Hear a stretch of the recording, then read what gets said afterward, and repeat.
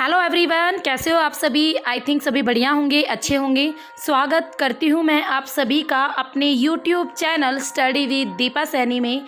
Guys, जो आपकी आज की क्लास है वो मोस्ट इम्पोर्टेंट होने वाली है। इकोनॉमिक्स से रिलेटेड आपकी क्लास है और इसमें हम नेशनल इनकम को पूरा डीपली स्टडी करेंगे कि कैसे और मापा जाता है नेशनल इनकम को, कैसे क्या होता है, तो पूरा डीपली स्टडी करने वाले हैं। तो चलिए स्टार्ट करते हैं अपनी आज की वीडियो। ठीक है, एक बार और कहना चाहूँगी भाई, अगर वीडियो अच्छी लगे तो प्लीज़ लाइक, शेयर और सब्सक्राइब कर दो, पहले ही कर दो ताकि बाद में आपको दिक्कत ना आए। तो चलिए स्टार्ट करते हैं अपनी आज की वीडियो। आज का जो टॉपिक करने जा रहे हैं, कौन सा टॉपिक है हमारा? राष्ट्रीय आय। कौन सा है? राष्ट्रीय आय, नेशनल इनकम। राष्ट्रीय आय, नेशनल इनकम।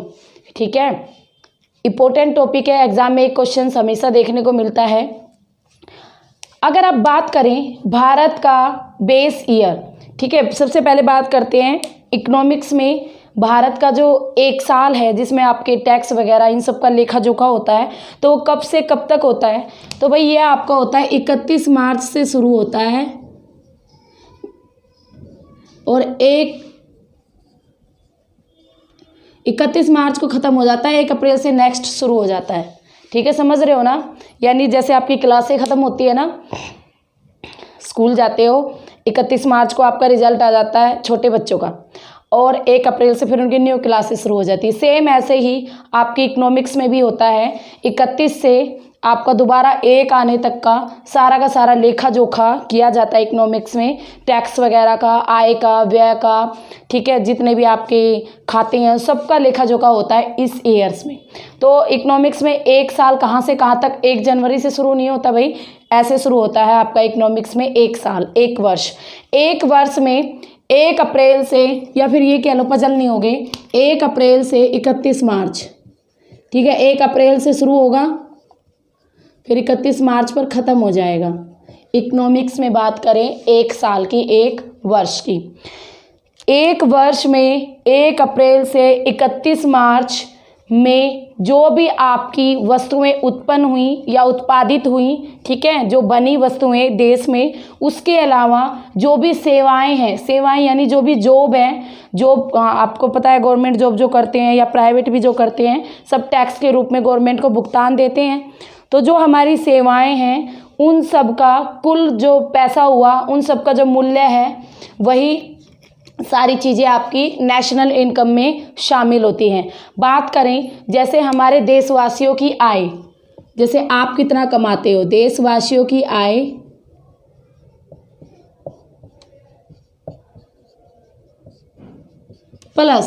प्लस देखो जो हमारे विदेशी हैं, जो फॉरेन है, फॉरेन कंट्री में जो इंडियन है, विदेशों में भारत की आय या जो भारतीय लोग कमा रहे हैं विदेशों में, वो भी तो कुछ हिस्सा भेजते हैं ना यहाँ पे अपने परिवार के लिए, अपने माँ बाप के लिए, तो वो वाली आय विदेशों में भारत की आय या भारतीयों की आय। ठीक है, भारतीयों की आय विदेशों में, देशवासियों की आय प्लस भारतीयों की आय आपकी मिलकर क्या होगी? नेशनल इनकम, राष्ट्रीय आय। ठीक है, देशवासियों की आय प्लस विदेशों में भारतीयों की आय आपकी क्या होगी? National income. भारत में अगर बात करें सबसे अधिक जो प्रति व्यक्ति आय है, मीन्स एक व्यक्ति कितना कमाता है, अगर बात करें भारत के किस राज्य में ये सबसे अधिक है, तो ये है भाई दिल्ली में। याद रखना, भारत में प्रति व्यक्ति आय की बात करें, प्रति व्यक्ति आय सबसे अधिक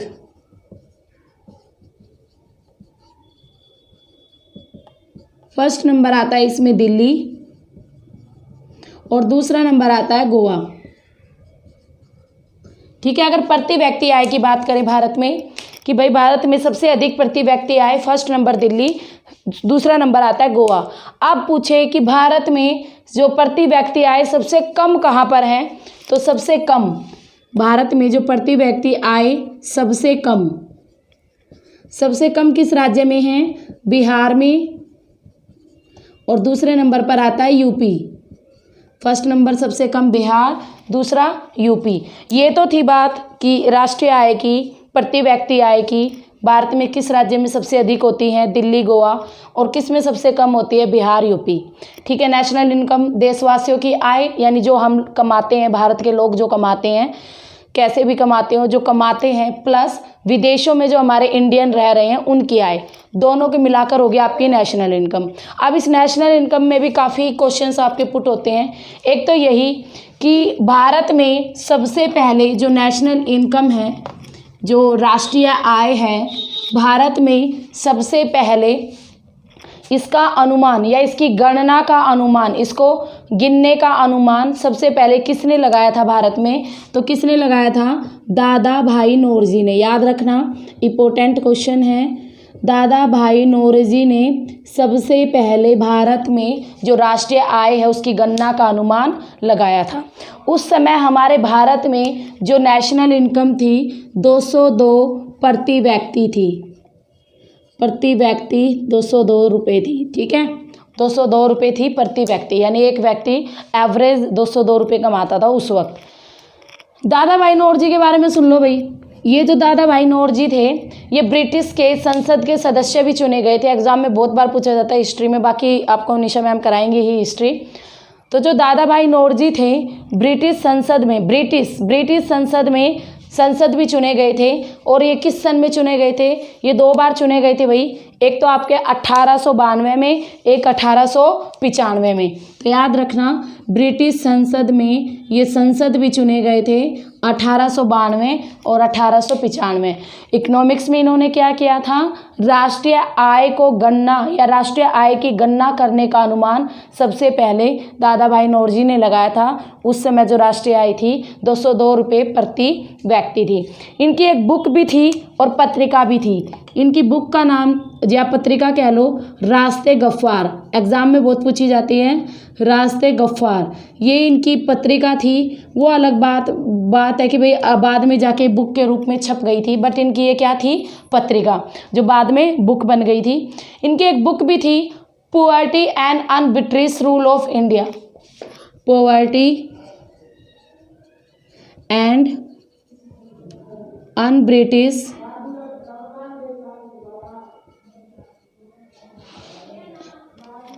इन इंडिया या ऑफ इंडिया। इनकी फेमस बुक थी ये रास्ते गफ्फार। पत्रिका भी बहुत फेमस थी। बात करें तो ये इनकी जो बुक थी 1867 में आई थी। ठीक है, 1867 में आई थी दादा भाई नौरोजी की। और इन्होंने ये अनुमान कब लगाया था ये भी लिख लो, ये भी इम्पोर्टेंट है। 1868 में देश में राष्ट्रीय आय जो होती है नेशनल इनकम की गणना का अनुमान दादा भाई नौरोजी ने 1868 में लगाया था। 202 प्रति व्यक्ति उस वक्त आय थी। रास्ते गफ्फार इनकी पत्रिका का नाम है। ये कुछ हिस्ट्री का पोर्शन है जो हमने दादा भाई नौरोजी से करा है, क्योंकि अलग से कई बार चीज़ें हमें अच्छी से याद हो जाती है, जब एक साथ करते तो याद नहीं होती। 1892 और 95 में ये आपके ब्रिटिश जो संसद है उसके सदस्य चुने गए थे। Poverty and un-British of India इनकी 1867 में इनकी बुक थी, ये फेमस बुक थी। ठीक है, अब हम अपना टॉपिक पे आ जाते हैं। दोबारा से काफ़ी हो गया दादा भाई नौरोजी। दादा भाई नौरोजी से आपको इतना याद रखना पड़ेगा भाई। और इकोनॉमिक्स में तो 1868 और सबसे पहले राष्ट्रीय गणना का अनुमान 1868 में 202 प्रति व्यक्ति आय उस वक्त थी भारत की, अनुमान लगाया था इन्होंने। अब एक क्वेश्चन आता है, बढ़िया क्वेश्चन, जो राष्ट्रीय आय की जो गणना है वो अब कौन करता है? अब राष्ट्रीय आय की गणना कौन करता है? राष्ट्रीय आय की गणना का काम या कार्य, ये सिंपल वर्क नहीं है भाई, बहुत लंबा चौड़ा काम होता है। आपको पता है कि एक व्यक्ति की आय का पता लगाना, कई लोग तो झूठ भी बोल देते हैं, सच भी नहीं बताते। डॉक्यूमेंट में भी सच, अपनी इनकम कौन भरता है? कमाते होंगे साल में 20-30 लाख और भरेंगे उसमें 2.5-3 लाख, तो कोई अपनी सच्ची इनकम नहीं बताता। तो अगर बात करें राष्ट्रीय आय की जो गणना है, जो राष्ट्रीय आय की गणना अब कौन करता है? CSO। ये एक संगठन है, एक संस्था है, CSO यानी central static organization. Central statics organization, Hindi में बात करें सेंट्रल यानी केंद्रीय, स्टैटिक यानी सांख्यिकीय, ऑर्गेनाइजेशन यानी संगठन। ये एग्ज़ाम में आ चुका है, पिछली बार भी आया था, इकोनॉमिक्स में पूछा गया था कि राष्ट्रीय आय की गणना किस संस्था द्वारा की जाती है। CSO हो चाहिए ऑप्शन में, या सेंट्रल स्टैटिक ऑर्गेनाइजेशन हो, या केंद्रीय सांख्यिकीय संगठन हो, सारी बात एक ही संस्था की होती हैं। CSO आपका सबसे पहले बात करें 4 अगस्त 1949 को केंद्र सरकार द्वारा, ये कब हुआ था? 4 अगस्त 1949 को सेंट्रल गवर्नमेंट के द्वारा महालनोबिस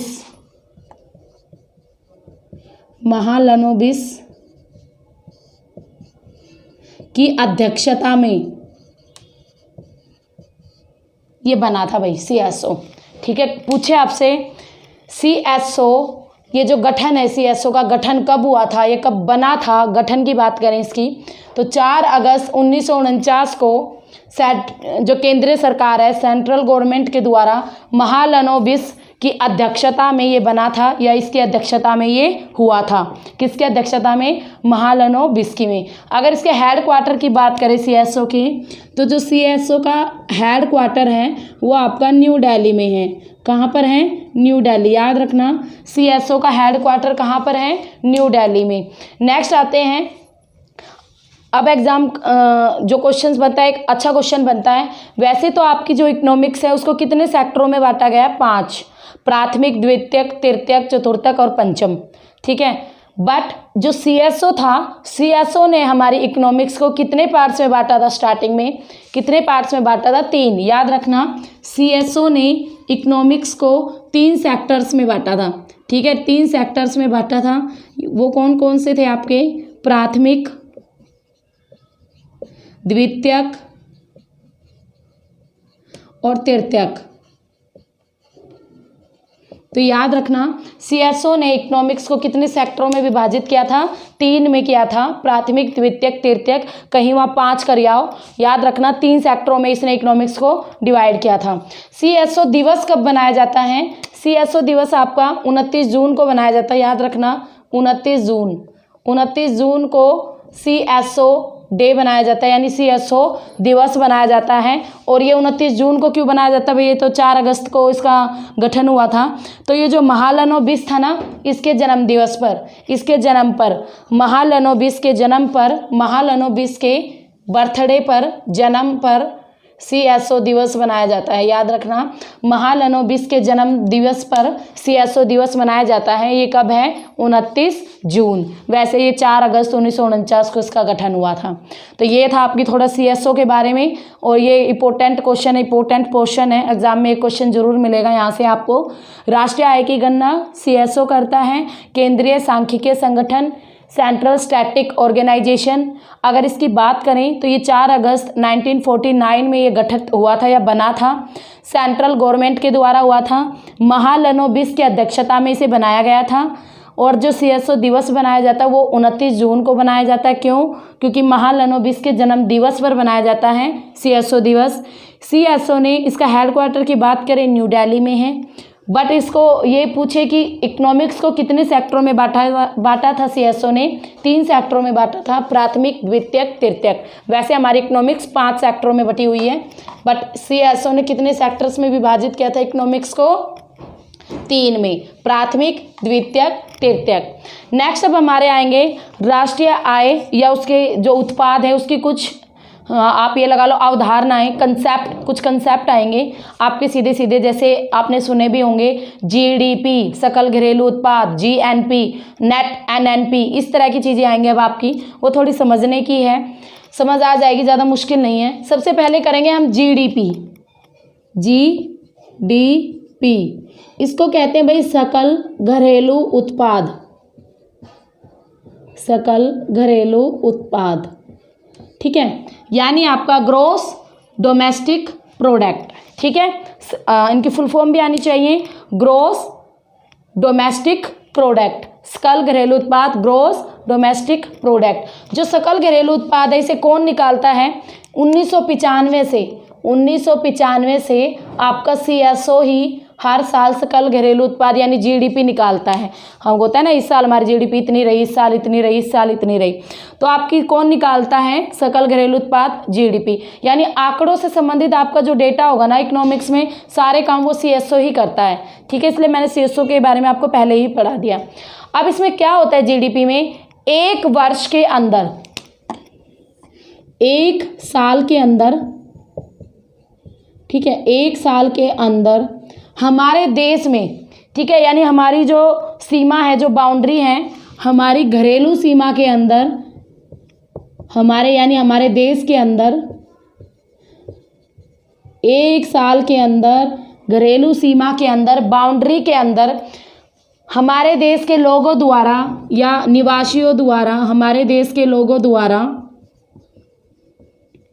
ये डेफिनेशन है किस्म से आपकी जीडीपी की, हमारे देश के निवासियों द्वारा अंतिम जो वस्तुएं या फिर जो सेवाएं हैं उनका जो बाजार मूल्य होता है उसके योग को कहते हैं जीडीपी।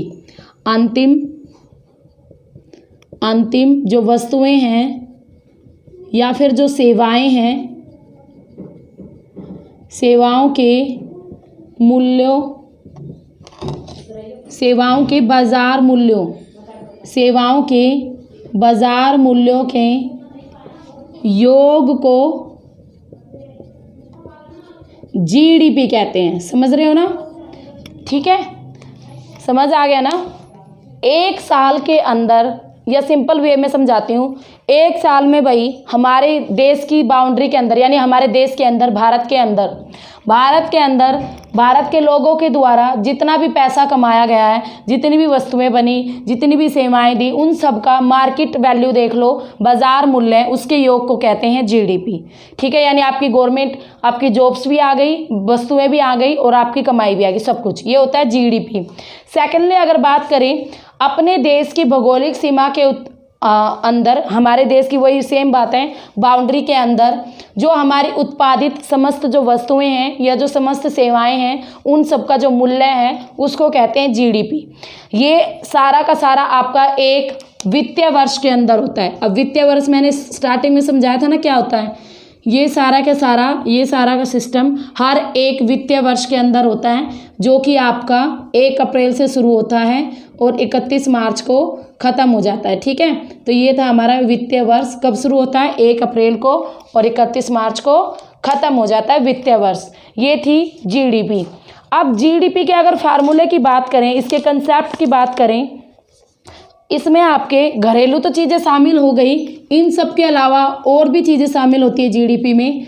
हमने जो उत्पादित किया, हमारी जो वस्तुएं थी वो तो शामिल हो गई, और क्या क्या होता है भाई? इसमें देश के घरेलू यानी घरेलू उत्पाद तो हमने शामिल कर लिए, और क्या होंगे? विदेशी जो निवासी है वो भी शामिल होते हैं इसमें, विदेशी निवासी, यानी विदेशी निवासियों द्वारा जो कमाई है वो भी। ठीक है, तो विदेशी निवासी, उदाहरण बात करते हैं, जैसे 1 किलो गेहूँ है, आपको समझाने के लिए, 1 किलो गेहूँ है, उसका 1 किलो आटा पीसा, 1 किलो आटे से 1 किलो ब्रेड बना। ठीक है, 1 किलो गेहूँ था, 1 किलो आटा बना, 1 किलो ब्रेड बन गया।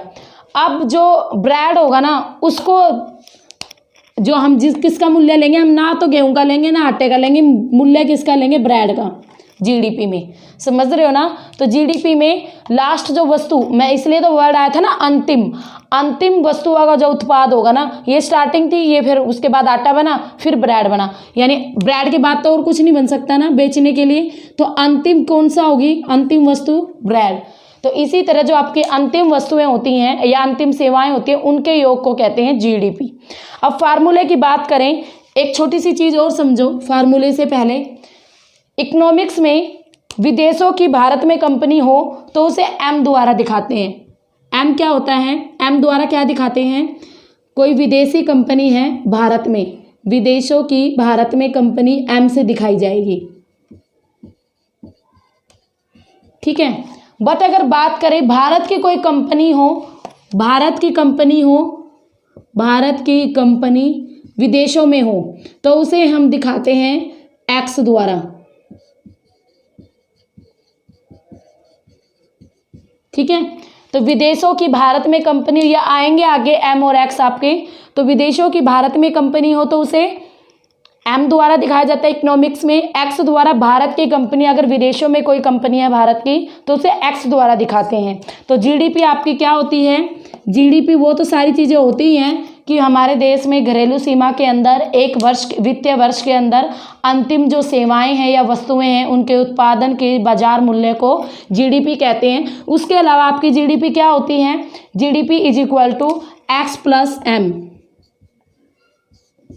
इन दोनों को भी मैंने बताया था ना इसमें अभी कि जीडीपी में विदेशी निवासियों को भी शामिल किया जाता है, यानी विदेशों की जो भारत में कंपनी है इसको भी शामिल करते हैं, और भारत की कंपनी अगर विदेशों में है तो उसको भी शामिल करते हैं। उससे जो हमें पैसा मिल रहा है दोनों ही पैसे को जीडीपी में शामिल किया जाता है। तो जीडीपी समझ गए ना जीडीपी क्या होता है। नेक्स्ट हमारा आता है एनडीपी। अब जीडीपी हमें बिल्कुल शुद्ध आंकड़े नहीं देती, क्यों नहीं देती भाई, क्योंकि विदेशों की कोई कंपनी है जो भारत में है, हम उसकी आय को भी जॉइंट कर रहे हैं हमारे यहाँ। क्यों करें भाई, अगर कोई विदेशी व्यक्ति यहाँ कमा रहा है तो वो पैसा तो अपने विदेश ले जाएगा ना कि वो यहाँ की आय में क्यों जमा हो रहा है ना। एक क्वेश्चन है ना सीधा सीधा, इसलिए हमारी आगे भी अवधारणाएं बनी है काफ़ी। नेक्स्ट है हमारी एनडीपी।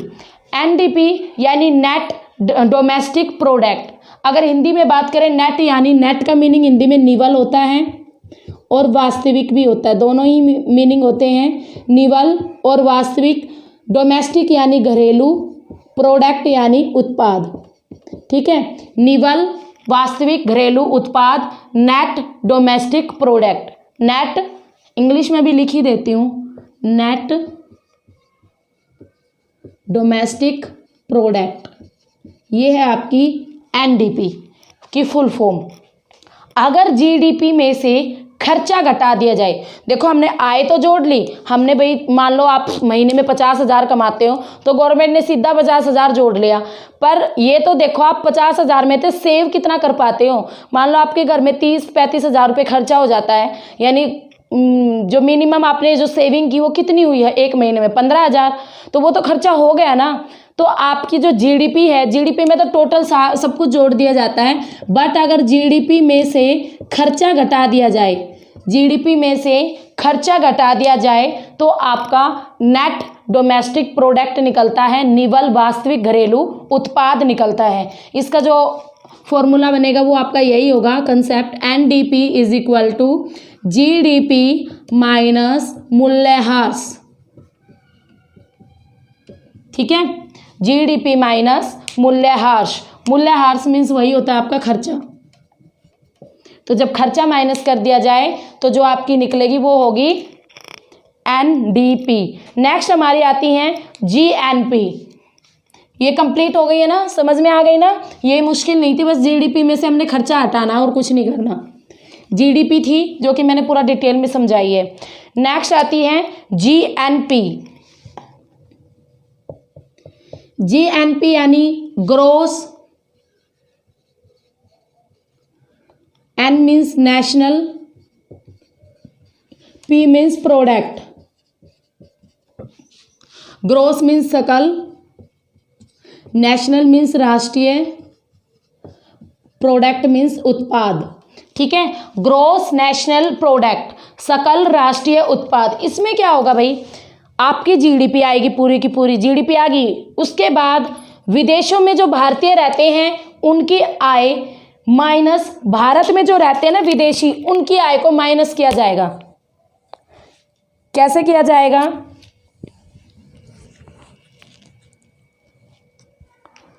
कैसे किया जाएगा, सबसे पहले जीडीपी प्लस विदेशों में भारतीय की आय, भारतीयों की आय माइनस भारत में विदेशियों की आय। समझ रहे हो ना,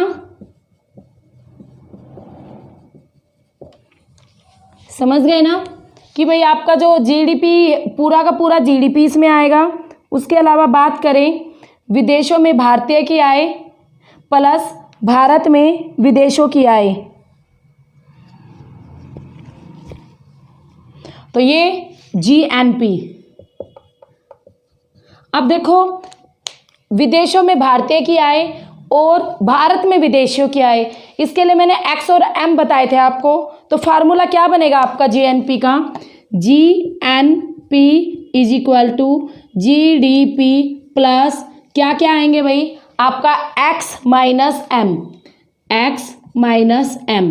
m भारत में विदेशों की आय m द्वारा दिखाते हैं, विदेशों में भारतीयों की आय x द्वारा दिखाते हैं। तो आपका GNP का फार्मूला क्या बनेगा? सकल राष्ट्रीय उत्पाद का पूरी की पूरी GDP, इसमें से जो आपके विदेशों में भारतीयों की आय हैं वो आ जाएगी। इस आय में से भारत में जो विदेशों की आय है, विदेशियों की आय है, उसको माइनस कर देंगे तो जो आपका फार्मूला निकलेगा वो निकलेगा GNP। x और m समझ गए हो ना? विदेशों में भारतीय की आय x द्वारा दिखाते हैं, भारत में विदेशियों की आय m द्वारा दिखाते हैं। नेक्स्ट हमारा आता है NNP। क्लियर है? बहुत इजी है, अगर समझ के करोगे तो आराम से हो जाएंगे, ज़्यादा मुश्किल नहीं है। NNP, अब ये क्या होगा? नेट नेशनल प्रोडक्ट, यानी वही आपका निवल कह लो या फिर वास्तविक कह लो, बोथ आर सेम।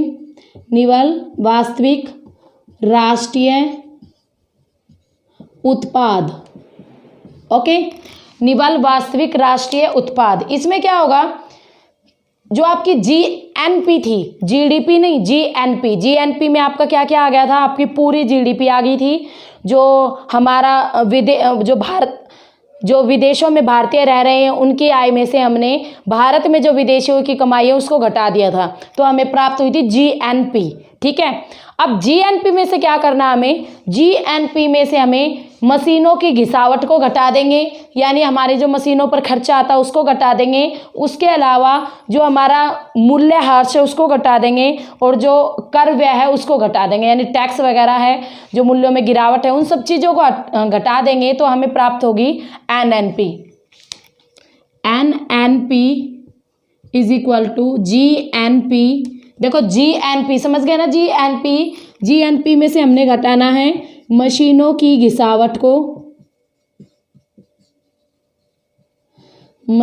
घिसावट को, उसके अलावा कर मूल्य को, जो हम टैक्स भरते हैं, उसके अलावा आपके मूल्यह्रास को, इन सब चीज़ों को घटा देंगे। ठीक है, कोमा लगा लो। इन सब चीज़ों को जब GNP में से घटा देंगे तब आपकी मिलेगी NNP, नेट नेशनल प्रोडक्ट। अगर बात करें तो सीधा इसका फार्मूला यही बनता है, NNP is equal to GNP minus मूल्यह्रास। मूल्यह्रास कह लो, क्योंकि मूल्यह्रास में आपका सब कुछ इंक्लूड हो जाता है, मशीनों से संबंधी जो ह्रास है वो भी, कर भी, सब कुछ आ जाता है मूल्यह्रास। तो आपका फार्मूला ये बनेगा। ठीक है, लागत मूल्य पर यह एग्जाम में क्वेश्चन आता है। क्वेश्चन है लागत मूल्य पर। लागत मूल्य भाई, जो कोई वस्तु हमें बनाई है, कोई प्रोडक्ट बनाया है, उसमें हमारी कितनी लागत आई। मान लो आपने एक पेन बनाया, मार्कर बनाया है, इसमें आपकी 5 रुपए की लागत आई है, यानी लागत मूल्य पर जो NNP है इसी को ही नेशनल इनकम कहते हैं, NI कहते हैं, नेशनल इनकम कहते हैं। याद रखना, अगर एग्जाम में पूछे लागत मूल्य पर किसको नेशनल इनकम कहते हैं तो NNP को कहते हैं, जिसमें आपका GNP माइनस आपका मूल्यह्रास हो जाता है। तो NNP को ही नेशनल इनकम कहते हैं। नेक्स्ट हमारी आती है NNI। ठीक है, समझ आ गई ना आपको NNP? नेक्स्ट आती है NNI, राष्ट्रीय शुद्ध राष्ट्रीय, NNI। ये क्या होती है? Net, N means national, I means होता है आपकी इनकम। NN शुद्ध, नेट निवल कह लो, शुद्ध कह लो, नेशनल मीन्स राष्ट्रीय, इनकम मीन्स आय। शुद्ध राष्ट्रीय आय, नेट नेशनल इनकम, शुद्ध राष्ट्रीय आय। एनएनपी कैसे प्राप्त होगी हमें? एनएनपी आपकी होगी जो हमारे अप्रत्यक्ष कर हैं, जिन्हें हम सीधे ना देकर हमने कोई वस्तु खरीदी, उसमें जो हमारा इनडायरेक्ट टैक्स होता है जो लगता है उसमें इंक्लूड होता है, हमें पता भी नहीं होता और हम टैक्स दे रहे होते हैं उस वक्त, ठीक है, यानी अप्रत्यक्ष कर। अप्रत्यक्ष कर में जब हम सिर्फ सब्सिडी जोड़ दें, ठीक है, जो आपका देखो एनएनपी था ना, जो हमने अभी अभी पढ़ा था पीछे, एनएनपी था आपका जीएनपी में से मूल्यों की गिरावट को हमने घटा दिया था। तो जो आपका एनएनपी है उसमें से, जो एनएनपी में से अप्रत्यक्ष कर को घटा दें प्लस सब्सिडियों को घटा दें, तो आपकी जो प्राप्त होगी वो होगी एनएनआई। तो NNI is equal to NNP minus अप्रत्यक्ष कर। एनएनपी हमें अभी पीछे की थी, जीएनपी में से आपके मूल्यों की गिरावट को घटा दे तो एनएनपी हमें मिलती है। एनएनपी में से अप्रत्यक्ष करों को घटा दे, जो हम अप्रत्यक्ष रूप से देते हैं, हमें पता भी नहीं होता और हम टैक्स दे रहे होते हैं, वो कर प्लस सब्सिडियों को हटा दे प्लस सब्सिडी, तो फिर आपकी जो प्राप्त होगी शुद्ध राष्ट्रीय आय प्राप्त होगी। राष्ट्रीय आय जो यहाँ पे आपके अवधारणाएं कंप्लीट होती हैं, जो राष्ट्रीय आय है, नेशनल इनकम है, इसकी अगर मूल्यांकन की बात करें तो जो स्थिर कीमत होती है ना, स्थिर कीमत पर अभी मैंने लागत कीमत पर करवाया था, स्थिर कीमत पर अगर नेशनल इनकम की बात करें, नेशनल इनकम की गणना की बात करें कि भाई इसकी गणना कैसे की जाए, अगर स्थिर कीमत पर करेंगे ना तो ये वास्तविक हो जाता है। स्थिर कीमत पर कोई, जैसे ये मार्कर है भाई, मान लो काफ़ी सालों से ये 20 रुपए का ही बिकता आ रहा है, यानी इसकी ये स्थिर कीमत हो रही है 20 रुपये। कभी भी जाओ 20 रुपये का ही मिलेगा, ये नहीं आज 20 का मिल रहा है कल 25 का मिलेगा, परसों 15 का मिल सकता है, ऐसा नहीं, ठीक है। यानी स्थिर कीमत, यानी जब आपकी एक कीमत रुक जाती है काफ़ी टाइम के लिए, स्थिर हो जाती है। निगम कर को, जो निगम कर है जो हम देते हैं, निगम कर जब हमें अपने, जैसे आप कहीं पर रहते हो, निगम में रह रहे हो, तो निगम से रिलेटेड आपको डॉक्यूमेंट वगैरह बनाने के लिए जाते हो ना निगम में, तो निगम जो कर है, निगम कर को राष्ट्रीय आय में से घटाना होगा। जो निगम कर है उसको राष्ट्रीय आय, जो हमारी नेशनल इनकम है, उससे घटाना होगा, क्योंकि निगम कर का फ़ायदा कभी भी किसी भी परिवार को नहीं होता।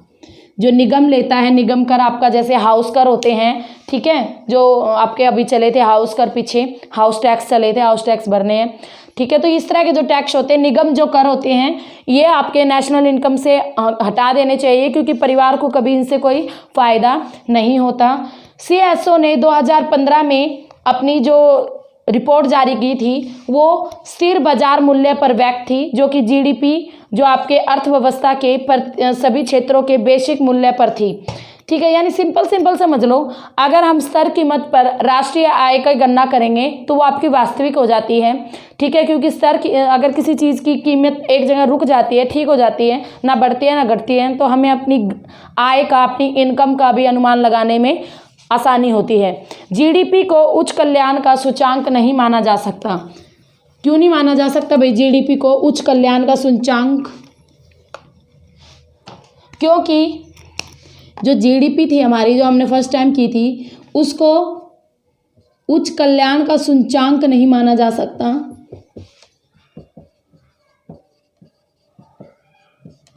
क्योंकि इसमें हम केवल आय को गिनते थे ना, अंतिम वस्तुएं और सेवाएं, और उसके अलावा आय, ठीक है, आय को जोड़ा जाता था GDP में।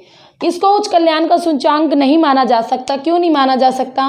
क्योंकि किसी भी व्यक्ति की लगा लो, कभी भी जो इनकम है ना वो एक समान नहीं होती, कभी उसकी आय बढ़ेगी कभी घटेगी, समझ रहे हो ना, कभी आय बढ़ती है कभी घटती है, कभी भी एक समान किसी की इनकम नहीं रहती, थोड़ी बहुत घटेगी, अब घटती तो क्या बढ़ती ही है, ठीक है। तो किसी की आय घटती है किसी की आय बढ़ती है, इसी वजह से GDP को उच्च कल्याण का सूचांक नहीं माना जा सकता।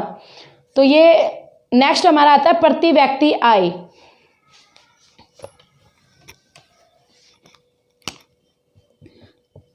नेक्स्ट आता है प्रति व्यक्ति आय। अगर बात करें प्रति व्यक्ति आय को कैसे निकाला जाता है, तो कुल आय किसी भी एरिया की या किसी भी राज्य की या किसी भी देश की कुल आय बटे में उस देश की कुल जनसंख्या, कुल आय बटे में कुल जनसंख्या या डिवाइडेड बाय कुल जनसंख्या, तो जो आपकी निकलेगी वो होगी प्रति व्यक्ति आय। ठीक है, वहाँ के लोगों की कुल आय बटे वहाँ के लोगों की कुल जनसंख्या आपकी निकल आएगी उस एरिया की प्रति व्यक्ति आय। ठीक है, राष्ट्रीय आय भी आपके ऐसे ही निकाली जाती हैं। और जो प्रति व्यक्ति आय की गणना अगर बात करें तो सभी देशों में डॉलर में की जाती है। डॉलर आपकी करेंसी है, तो डॉलर में की जाती है प्रति व्यक्ति आय की तुलना। उसके बाद आता है हमारा मौद्रिक राष्ट्रीय आय। ये तो थी प्रति व्यक्ति आय, एक होती है मौद्रिक, मौद्रिक राष्ट्रीय आय। मौद्रिक राष्ट्रीय आय में क्या होता है, इसमें है ना आपके चालू मूल्यों का यूज किया जाता है। जैसे आप देखते हो सब्जियां वगैरह या कुछ भी प्रोडक्ट ले लो, कई बार क्या होता है भाई आज डिस्काउंट है, आज ये इतने की है, कल डिस्काउंट नहीं रहेगा, कल इसकी कीमत बढ़ जाएगी। यानी वो जो मूल्य होगा वो स्थिर वाला नहीं होगा, वो कैसा मूल्य होगा, चालू मूल्य। तो इसमें मौद्रिक राष्ट्रीय आय में चालू मूल्यों का यूज किया जाता है, चालू मूल्यों का उपयोग किया जाता है। मौद्रिक राष्ट्रीय आय में चालू मूल्य का, जो मूल्य आपका आज कुछ और है, कल कुछ और होगा, परसों कुछ और होगा, इसे प्रचलित मूल्यों पर राष्ट्रीय आय भी कहते हैं। यह एग्जाम में क्वेश्चन आता है, किस राष्ट्रीय आय को प्रचलित मूल्यों पर, प्रचलित यानी जो आज है, जो अभी है वही मूल्य, प्रचलित मूल्यों पर आधारित या प्रचलित मूल्यों वाली राष्ट्रीय आय के नाम से भी जाना जाता है। याद रखना, प्रचलित मूल्यों वाली राष्ट्रीय आय के नाम से भी जाना जाता है मौद्रिक राष्ट्रीय आय को। अब ये थोड़ा समझ लो, एक स्थिर मूल्य, एक चालू मूल्य, ये होते क्या हैं? अगर नहीं समझ में आया है, स्थिर मूल्य, चालू मूल्य, ये होते क्या है? स्थिर मूल्य। चालू मूल्य वह होता है जो करंट में बाजार का मूल्य होता है। मैंने बताया ना, चालू यानी आज जो कीमत है, यानी करंट में किसी भी वस्तु का करंट में जो मूल्य होगा वो होगा चालू मूल्य, यानी करंट मूल्य। जो आज मूल्य है वही उस वस्तु का चालू मूल्य है। स्थिर मूल्य क्या होता है? स्थिर कीमत ये लगा लो, चाहे बेसिक कीमत होती है भाई, नॉर्मली तो ये 20 रुपये का मार्कर है, बट कल आपको 21 का मिले, 22 का मिले, ये कल 15 का मिल रहा था, आज 25 का मिल रहा है। पर इसकी जो बात करें, हम एक बेसिक मूल्य की बात करें तो ये 20 रुपये तक का है। हम बोलते हैं ना, अरे भैया ये तो 20 रुपये तक का, आप इतना महंगा क्यों दे रहे हो? तो आपने क्या दे रहे हो? उसको बेसिक चीज़ बता रहे हो कि भाई मैंने अपनी तरफ से, मुझे तो 20 का लग रहा है, तो यानी बेसिक मूल्य। स्थिर कीमत क्या होती है? आपका बेसिक मूल्य होती है। क्या होती है स्थिर कीमत? बेसिक मूल्य होती है। बेसिक प्राइस होता है किसी भी वस्तु का, बेसिक मूल्य होती है। इसमें हम कोई बेसिक ईयर भी मान लेते हैं, जो उस मूल्य को बेसिक मूल्य मान लेते हैं। इसमें क्या है, आपका बेसिक ईयर भी माना जाता है कि इस ईयर में इस वस्तु का जो मूल्य होगा वो यही रहेगा, बेसिक ईयर। और अगर इसमें बात करें आपका इकोनॉमिक्स में, तो लास्ट बेसिक ईयर था 2011 और 12। ठीक है, तो जो बेसिक ईयर, समझ लो बेसिक ईयर, किसी भी वस्तु का बेसिक मूल्य मान लेते हैं। बेसिक ईयर में क्या होगा, आपका इस वस्तु का जो मूल्य है वो बेसिक इतना ही रहेगा, ज़्यादा बढ़ेगा नहीं, ज़्यादा घटेगा नहीं। तो ये थी आपकी स्थिर मूल्य। नेक्स्ट हमारी आती है राष्ट्रीय आय के आकलन की विधि, कि राष्ट्रीय आय को आकलन की जो विधि है वो किसने बनाई, कौन लाया, ये सारी चीज़ें पढ़ेंगे। राष्ट्रीय आय के आकलन की विधि, आकलन की विधि, राष्ट्रीय आय की आकलन की विधि। ठीक है, अगर बात करें राष्ट्रीय आय की जो आकलन की विधियां हैं, उनकी खोज किसने की थी? तो इनकी खोज की थी भाई साइमन कुजनेट ने। किसने की थी? आकलन की विधियों की खोज, इनकी खोज की थी साइमन कुजनेट। ठीक है, साइमन कुजनेट जी ने राष्ट्रीय आय के आकलन की विधियों की खोज की थी। राष्ट्रीय आय की जो गणना है वो वर्ष में, आने वाला जो वर्ष है या जो भी वर्ष है, कि गणना वाले वर्ष में हुए उत्पाद के योग को ही शामिल किया जाता है इन विधियों में। मोटा मोटा तौर पे समझ लो, जो राष्ट्रीय आय के आकलन की विधि है इसकी खोज की थी साइमन कुजनेट ने। और इसमें 3 विधियाँ या 4 विधियाँ आपकी फेमस आती हैं, उनके नाम लिखवा रही हूँ। एक तो होती है आपकी उत्पादन विधि। कि भाई किसी भी वस्तु का उत्पादन से संबंधित उत्पादन विधि। दूसरी है आय विधि कि उससे हमें कितनी आय प्राप्त हुई, आय विधि। तीसरी है व्यय विधि, ठीक है, उत्पादन विधि, आय विधि, व्यय विधि। चौथी है क्रय शक्ति क्षमता विधि, क्रय शक्ति कि हमें कितना खर्च करने की क्षमता थी, क्रय शक्ति क्षमता विधि। तो ये राष्ट्रीय आय के आकलन की विधियों की बात कर रहे हैं हम। इसमें अगर बात करें जो आपकी उत्पादन विधि है, इसमें क्या होता है, जो आपकी अंतिम वस्तुएं हैं, जो अंतिम वस्तु हैं या जो अंतिम सेवा है, इसका शुद्ध मूल्य आता है, ठीक है। अंतिम वस्तु, अंतिम सेवा, इसका शुद्ध मूल्य आता है इसमें उत्पादन विधि में। यह जीडीपी को दर्शाता है। जो उत्पादन विधि है किसको दर्शाती है, जीडीपी को। और जीडीपी में आपका क्या आता है, सारी की सारी अंतिम वस्तुएं, अंतिम सेवाएं, उनका योग होता है आपकी जीडीपी। तो जो आपकी नेशनल इनकम है वो क्या होती है भाई, नेशनल इनकम होती है आपकी एनआई। जीडीपी में विदेशी जो आपका वो है विदेशी शुद्ध आय है, ठीक है, जो हमारे विदेशों से प्राप्त आय हैं, विदेशी शुद्ध आय में से कौन सी घटाएंगे हम, जो सी हमारी मूल्यह्रास है। विदेशी शुद्ध आय में से मूल्यह्रास को अगर घटा दें तो आपकी जो प्राप्त होगी वो होगी उत्पादन विधि से नेशनल इनकम। समझ रहे हो ना। उत्पादन विधि में क्या होगा, पूरी की पूरी जीडीपी वाली आपकी डेफिनेशन आएगी। अंतिम वस्तुओं के, जो हमारी अंतिम वस्तु हैं उनके उत्पादन से, अंतिम जो सेवाएं हैं उनके जो मूल्य के योग से हमें जीडीपी प्राप्त होती हैं। जो जीडीपी है इसमें हम नेशनल इनकम की बात करें उत्पादन विधि से तो ऐसे निकाली जाएगी, आपकी पूरी की पूरी जीडीपी आएगी। फिर विदेशी शुद्ध आय आएगी जो हमें विदेशों से प्राप्त हो रही है। शुद्ध आय यानी उसमें हमारे जो भारत में विदेशों से मिल रही है वो घट गई पहले ही। तो विदेशी शुद्ध आय, इनमें से हम मूल्यों की जब गिरावट को घटा देंगे तो जो आपकी इनकम प्राप्त होगी वो है नेशनल इनकम। और किस विधि से प्राप्त होगी, उत्पादन विधि से। समझ गए। नेक्स्ट आता है आय विधि। आय विधि में क्या होगा भाई, सभी व्यक्तियों द्वारा जो विभिन्न क्षेत्रों में या जो विभिन्न काम करके जो भी इनकम प्राप्त हुई है उसका योग। सभी व्यक्तियों के विभिन्न क्षेत्रों की कुल आय, ठीक है, इसमें चाहे आपकी सेवा हो चाहे फैक्ट्री हो, सभी व्यक्तियों की कुल आय, चाहे किसी की गवर्नमेंट जॉब हो या फिर किसी की फैक्ट्री हो या कुछ और काम हो, तो सेवा, योग, फैक्ट्री सब कुछ शामिल होगा। 4 साधन आय जोड़े जाते हैं इसमें 4 साधन आय जोड़े जाते हैं। 4 कौन कौन से, एक तो आपकी सेवाएं हो गई, दूसरी जुड़ती हैं सेवाएं, दूसरी जुड़ती हैं भाई मजदूरी। अब सारे तो जॉब नहीं लगेंगे ना, मजदूर भी तो होते हैं जो मजदूरी करते हैं। तीसरा जुड़ता है वेतन, सबका वेतन, ये तो इनमें आ ही जाता है वेतन। चौथा वेतन, तीसरा वेतन, और चौथा इसमें जुड़ता है सामाजिक अंशदान का मूल्य, क्योंकि भाई हम दान वगैरह भी तो करते हैं, तो सामाजिक अंशदान का मूल्य। तो ये चारों चीजें इसमें जुड़ती हैं आपकी आय विधि में। क्या होती है आय विधि, सभी व्यक्तियों द्वारा विभिन्न क्षेत्रों में जो कमाई की जाती है, वो जो सेवाएं दी हो चाहे फिर फैक्ट्री से कमाया हो, तो सारी कुल इनकम आय विधि से निकाली जाती हैं। 4 साधन होते हैं, सेवाएं, मजदूरी, वेतन और सामाजिक अंशदान का मूल्य। नेक्स्ट आती है हमारी व्यय विधि। व्यय विधि में क्या होता है, इसे उपभोग बजट विधि के नाम से भी जानता है। व्यय मीन्स खर्चा, व्यय मीन्स क्या होता है, खर्चा। इसे उपभोग क्या होता है भाई, हमने खर्च कर लिया या हमने खा ली। उपभोग यानी हमने खा लिया, हमने खर्च कर लिया। इसे उपभोग व्यय विधि के नाम से भी जानते हैं। ये इसका दूसरा नाम लगा लो, उपभोग व्यय विधि, ठीक है। इसमें कुछ नहीं आएगा, कुल उपभोग प्लस कुल उपभोग है। इसमें नेशनल इनकम कैसे निकालेंगे, कुल उपभोग में कुल खर्चा और जोड़ देंगे, यानी जितना हमने खाया उसके अलावा जितना हमने खर्च किया सब कुछ जोड़ देंगे, तो आपकी व्यय विधि से नेशनल इनकम निकलेगी।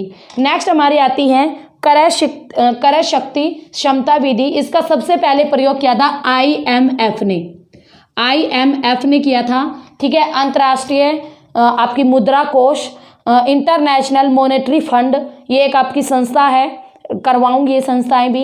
तो IMF ने क्रय शक्ति क्षमता विधि का सबसे पहले उपयोग किया था, सबसे पहले इसी ने उपयोग किया था इस विधि का नेशनल इनकम के लिए, ठीक है। देशों में रहन सहन के आधार पर कोई सोसाइटी है उसमें रहन सहन के आधार पर भाई कितना खर्चा करते हैं, कैसे रहते हैं, कैसे खाना पीना खाते हैं, तो सब चीज़ों के आधार पर नेशनल इनकम की गणना की जाती है। इसमें IMF ने की थी सबसे पहले।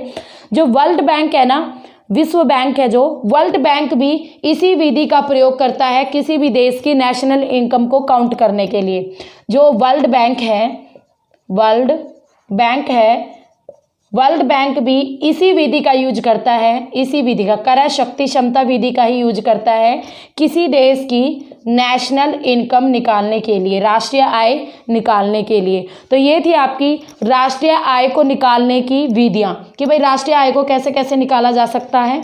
तो समझ गए हो ना राष्ट्रीय आय कैसे कैसे निकाली जाती है। आपकी उत्पादन विधि से, उत्पादन विधि यानी GDP, और पूरी की पूरी GDP, नेशनल इनकम निकालने के लिए GDP में हम कर देते हैं विदेशी शुद्ध आय, उसमें से मूल्य को, हार्स को घटा देते हैं, तो आपकी उत्पादन विधि से नेशनल इनकम निकल जाती है। आय विधि में सेवाएं और फैक्ट्री ये सारी चीज़ें जोड़ी जाती हैं। उसके अलावा नेशनल इनकम में सेवाएं जोड़ दी, मजदूरी जोड़ दी, वेतन जोड़ देते हैं और सामाजिक अंशदान का मूल्य भी जोड़ते हैं। तो ये सारी जोड़ के आय निकल जाती है, यानी नेशनल इनकम निकल आती है। व्यय विधि में जो हमने खर्चा किया है, जो खाया है, जो उपभोग किया है, तो ये सारी चीज़ें जोड़कर नेशनल इनकम का पता लगाते हैं। क्रय शक्ति क्षमता विधि में IMF ने सबसे पहले इसका उपयोग किया था। किसी भी देश के रहन सहन के आधार पर क्रय शक्ति क्षमता विधि वहाँ की नेशनल इनकम का अनुमान लगाती है। वर्ल्ड बैंक भी इसी विधि से नेशनल इनकम निकालता है किसी भी देश की। तो यहाँ पे आपकी नेशनल इनकम वाला जो चैप्टर है वो कंप्लीट होता है। उसके अलावा इसमें काफ़ी कुछ और भी है जो हम आगे पढ़ेंगे, क्योंकि एक क्लास में इतना लंबा टॉपिक करना नामुमकिन है। तो नेक्स्ट आधा संस्थाएं आप IMF के बारे में थोड़ा बहुत पढ़ोगे, काफ़ी संस्थाएं हैं। तो ये सारी चीज़ें नेक्स्ट क्लास में, थोड़ा माइंड में भी बहुत सारी चीज़ें हैवीपन हो जाता है, तो उसको कम करके थोड़ा फ्री होके फिर करेंगे। ओके, मिलते हैं अपनी अगली क्लास में न्यू एनर्जी के साथ। Okay, bye bye. तो कैसी लगी भैया आपको ये वीडियो जो कि आपकी इकोनॉमिक्स से रिलेटेड थी, नेशनल इनकम। ठीक है, पूरा डीपली स्टडी किया है हमने इस वीडियो में। अगर आपको अच्छी लगी हो तो प्लीज़ लाइक कर देना, शेयर कर देना इस वीडियो को अपनी एजुकेशंस ग्रुप में, और सब्सक्राइब कर लो मेरे चैनल को, ताकि इन फ्यूचर आपको ऐसी ही वीडियो मिलती रहें। ठीक है, तो फिर मिलेंगे, तब तक के लिए thank you very much for watching this video and bye bye.